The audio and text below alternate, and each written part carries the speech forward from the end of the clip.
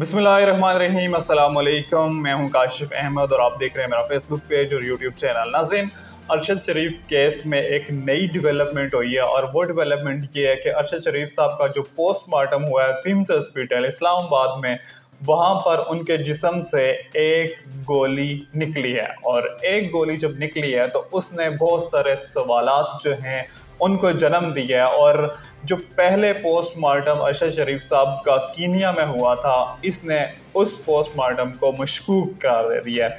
क्योंकि जब पोस्टमार्टम होता है, ये सारा अमल होता है, तो उसके बाद अगर इंसान के जिस्म में कोई भी गोली, कोई भी ऐसी चीज़ हो, कोई भी दांत हो, वो इंसान के जिस्म से निकाल ली जाती है। अब जब कीनिया में उनका पोस्टमार्टम हुआ तो फिर उसके बाद हाउ इज़ दिस पॉसिबल कि अरशद शरीफ साहब का जब यहाँ पे पोस्टमार्टम हो पिम्स हॉस्पिटल में, तो वहाँ पर उनके जिस्म से फिर एक दांत या एक गोली निकल आए।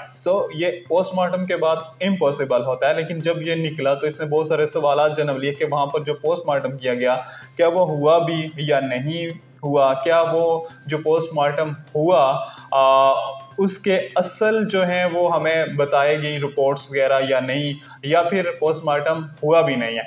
तो मुख्तलिफ सवाल जन्म लेते हैं, लेकिन इस केस के जो दोनों पहलू हैं वो मैं आपके सामने रखूंगा।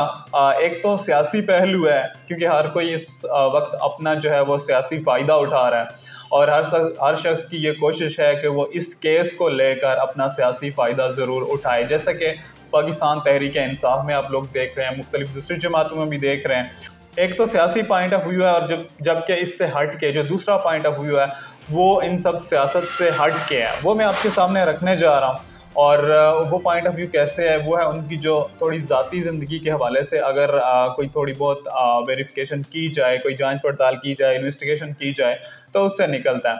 अब यहाँ पर सबसे मेन क्वेश्चन ये रेज होता है कि अरशद शरीफ साहब यहाँ से कीनिया पहुँचे कैसे। तो अरशद शरीफ साहब को यहाँ पर पहले थ्रेट्स थे।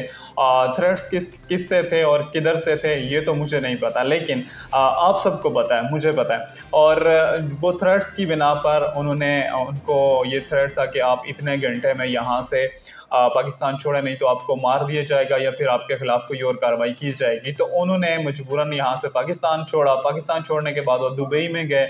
अब दुबई में जब उनका जो विजिट वीज़े वाला प्रोसेस है, वो वहाँ पे जाके, क्योंकि आप 3 माह के लिए स्टे कर सकते हो विजिट वीज़े के तौर पर, तो वो जब ख़त्म हुआ तो फिर उसके बाद वो वहाँ से कीनिया चले गए। और कीनिया जब वो गए तो फिर मुख्तलिफ लोगों को पता भी नहीं था कि वो कहाँ पर हैं। इवन जो उनकी फैमिली है उनको भी नहीं था पता कि वो कीनिया में हैं। उनकी फैमिली के मुताबिक वो किसी भी यूरोपियन कंट्री में हैं, लेकिन सॉरी अफ्रीकन कंट्रीज़ में हैं, लेकिन उनको पता नहीं था कि वो ख़ास कर किस जगह पर हैं। तो अब कीनिया वो कैसे पहुँचे? कीनिया वो पहुँचे वकार और खुरम के ज़रिए। अब वकार और खुरम कौन है? वकार और खुरम ना तो मेरे जानने वाले हैं, ना तो आपके जानने वाले हैं। वो थोड़े किरदार ऐसे हैं जो ढके छुपे किरदार हैं, और इस केस के बाद भी वो बिल्कुल गुमनाम हो गए। कोई पता नहीं है वो गए किधर हैं। कोई इन्वेस्टिगेशन अभी तक उनसे नहीं हुई है। और जो खुरम था, जब ये इंसिडेंट पेश आया तो उस वक्त खुरम उनके साथ था। अब खुरम और वकार दोनों सगे भाई हैं। वो कहाँ पर रह रहे हैं? कीनिया में रह रहे हैं। बेसिकली वो कराची से हैं और उनका वहाँ पर कीनिया में अपना बिजनेस है, प्रॉपर्टी के हवाले से कुछ छोटा मोटा बिजनेस है। अब जो अरशद शरीफ साहब हैं, ये भी वहाँ पर उनके जो बिज़नेस है उसमें शेयर होल्डर हैं, उसमें उनके पार्टनर हैं। तो उस सिलसिले में इन्होंने ये चूज़ किया कि वो दुबई से कीनिया जाएं। अब वैसे दुबई में अगर वो चाहते तो अपना विज़िट एक्सटेंड भी करवा सकते थे, क्योंकि दुबई में बहुत सारे लोग ऐसे हैं जो अपना विज़िट एक्सटेंड करवाते हैं और उसमें कोई इतना ज़्यादा खर्चा भी नहीं आता। और वहाँ से इसकी निस्बत की अगर वहाँ से किसी दूसरी कंट्री में मूव किया जाए, तो इतलात के मुताबिक तो ये भी है कि उन्होंने वहाँ से लंदन जाने के लिए अपना जो है वो अप्लाई किया था, लेकिन उनको ब्रिटिश गवर्नमेंट ने कहा कि नहीं, आप पहले पाकिस्तान जाएं और पाकिस्तान से होकर आपका जो वीज़ा है वो यहाँ का लगेगा। अब यहाँ पर जो वकार है और खुरम है, वो दोनों जो सगे भाई हैं, मैंने आपको बताया। और जब वो सगे भाई हैं तो और ज़ाहिर बात है ये उनके फार्म में रह रहे थे और उनके पास ही रह रहे थे। जब ये इंसिडेंट पेश आया तो मैं यहाँ पर आपको थोड़ा इंसिडेंट के हवाले से भी थोड़ी ब्रीफ डिस्कशन दे दूँ, क्योंकि मैंने इस केस पर पहले वीडियो नहीं बनाई, ये पहली वीडियो बना रहा हूँ और अगर ज़रूरत पड़ी तो इसके बाद भी आपको कोई ना कोई एक आध वीडियो जब असल हक़ाइक़ सामने आ जाएंगे तो बताऊँगा। अभी जो सारी क्यास आराइयाँ हैं वो हैं। अब जो असल वाक़ा वहाँ पर पेश आया, कहते हैं कि अरशद शरीफ को सिर्फ 2 गोलियाँ लगी हैं, वो तो ठीक है, लेकिन उनकी गाड़ी पर बहुत सारी गोलियां लगी हैं। एक टायर पे लगी है, पीछे काफ़ी गोलियां लगी हैं और जो रिपोर्ट सामने आई है पोस्टमार्टम की उसमें यह भी कहा गया है कि 4 फुट तकरीबन दूर से गोलियां लगी हैं। अब जो केनियन पुलिस है उसका ये कहना है कि जी गाड़ी की रिपोर्ट थी अबाउट के बच्चा अगवा हुआ है और एक दूसरा शख्स है जिसकी ये कंप्लेन थी कि गाड़ी चोरी हुई है। और अब इस कंप्लेन पर केनियन पुलिस ने इस गाड़ी पर फायर कर दिया और जब उन्होंने रोका तो ये नहीं रुके। अब रोकने वाला जो सीन है वो क्या है, किसी ने इनको आकर चेक पोस्ट पे नहीं रोका, कोई चेक पोस्ट नहीं थी, कोई ऐसा कोई भी चीज़ नहीं थी वहाँ पर। जस्ट जैसे पत्थर रखे होते हैं ना, जैसे हम लोग कभी कभार जब हमें थोड़ा शरारत आए तो हम रोड में पत्थर वगैरह रख देते हैं ताकि गाड़ियों को घुसने में दुश्वारी हो, तो वहाँ पर वो पत्थर वगैरह रखे हुए थे, कोई शख्स वहाँ पर करीब मौजूद नहीं था।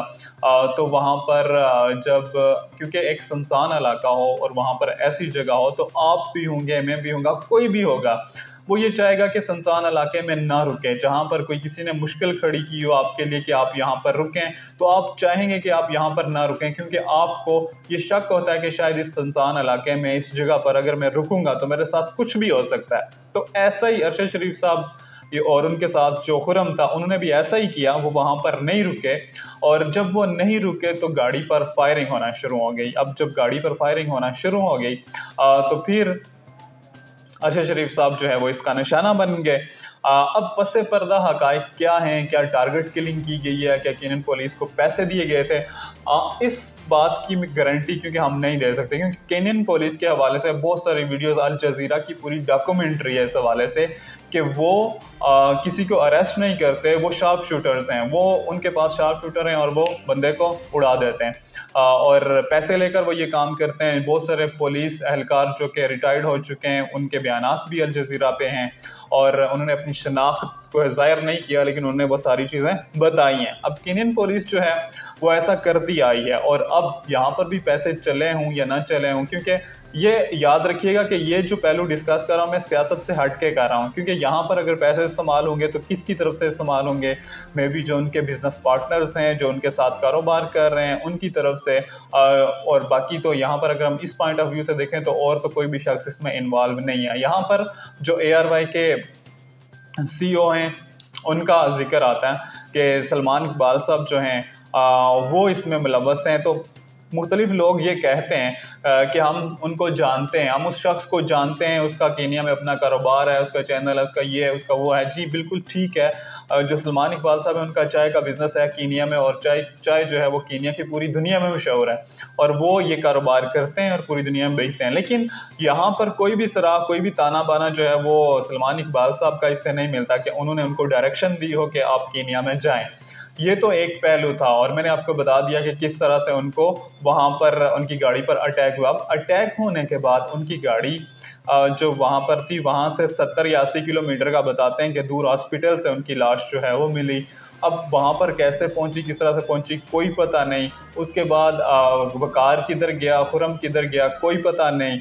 और अगर केनियन पुलिस से सवाल किए जाएं कि भाई अगर आपने किसी मशकूक शख्स को पकड़ना हो, किसी आपने कोई वारदात में गाड़ी मुलव्वस हो, तो आप क्या करते हैं? आप बंदे को डायरेक्ट मार देते हैं या कोई इन्वेस्टिगेशन करते हैं? गाड़ी को आप चाहते तो गाड़ी के टायर पंक्चर कर देते और फिर उसके बाद आप वहाँ पर वो लोग तो किधर भागते फिर।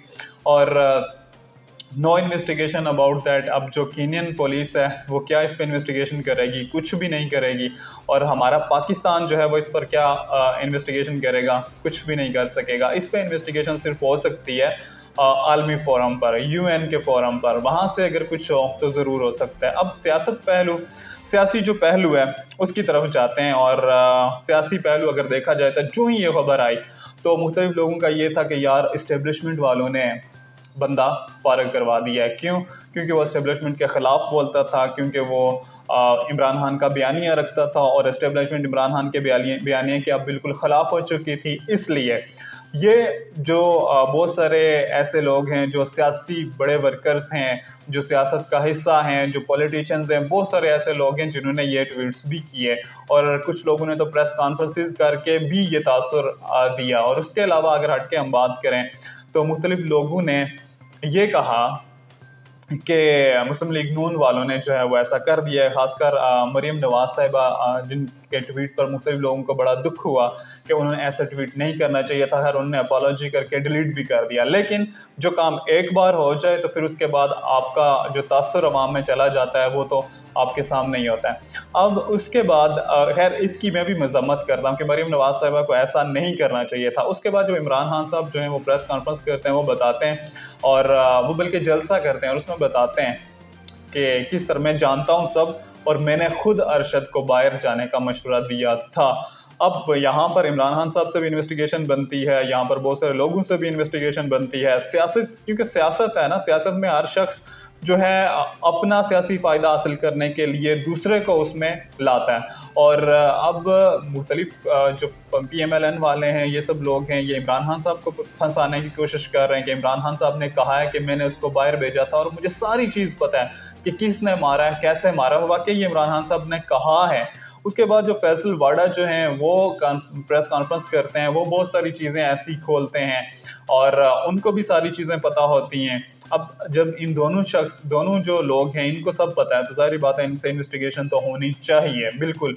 और इन्वेस्टिगेशन क्या होगी, खैर इन्होंने जुडिशल कमीशन बनाया, कुछ भी बनाया, इससे पहले जो भी सहाफ़ी मारे गए, किसी के लिए सहाफ़ी क्या, कोई बड़े बड़े पॉलिटिशियंस मारे गए, बड़े बड़े इस मुल्क के बड़े बड़े लोग आए जो मारे गए, जिनके लिए कमीशन बने, लेकिन कुछ भी नहीं हुआ, कोई तहकीकात, कोई फैसला, कोई लोग नहीं पकड़े गए। तो अब भी ऐसा ही होगा। अगर UN की तरफ से बनाया जाए कोई कमीशन तो फिर हम कुछ न कुछ बेहतरी का सोच सकते हैं। खैर UN ने जो एक हमारा मसला है वो तो नहीं हल किया कश्मीर का, लेकिन ये मसला खैर अगर UN चाहे तो कुछ भी हल कर सकता है। तो अगर इस पर ऐसा कुछ हो तो फिर तो हम सोच सकते हैं कि कुछ बेहतर होगा। लेकिन यहाँ पर सिर्फ और सिर्फ सियासी फ़ायदा उठाया जा रहा है, क्योंकि इमरान खान साहब ने उसी के साथ अरशद शरीफ की, क्योंकि इमरान खान साहब, अब यहाँ पर इमरान खान साहब पर इस पर बात पर भी तनकीद की जा रही है कि इमरान खान साहब और उनकी PTI की जो जमात है वो पहले से काफ़ी दिनों से वो तारीख पे तारीख दिए जा रहे थे कि हम इस दिन लॉन्ग मार्च अनाउंस करेंगे, इस दिन करेंगे, इस दिन करेंगे, लेकिन उन्होंने ऐन उसी दिन किया जिस दिन अरशद शरीफ साहब की खबर आई। और शायद उन्होंने मौके पर चौका लगाया क्योंकि उस वक्त अवाम के जज्बात जो है वो उभरे हुए थे। अवाम में ये तासर था कि वो शख्स जो PTI के हक़ में बोलता था वो मारा गया, तो अब लोग क्या करेंगे,